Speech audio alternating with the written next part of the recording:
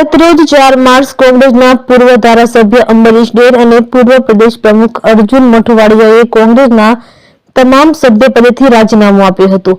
ત્યારે આજે કમલમ ખાતે કેસરિયા કર્યા છે તો બીજી બાજુ મોનુ કંડરિયાએ રાજીનામું આપી ભાજપમાં જોડાયા છે। પ્રદેશ પ્રમુખ સી આર પાટીલે ભાજપનો ખેસ ટોપી પહેરાવી વિધિવત રીતે સ્વાગત કર્યું છે।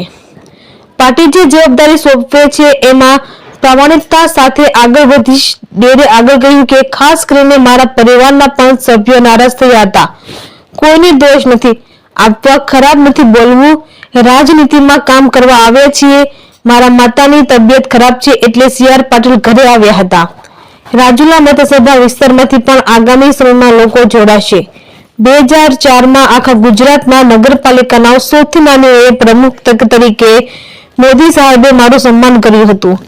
આગામી સમયમાં I want to proud my self. Party જે જવાબદારી સોંપશે એમાં પ્રામાણિકતા સાથે આગળ વધીશ। રિપોર્ટર પ્રતીક સાવલિયા, અમરેલી।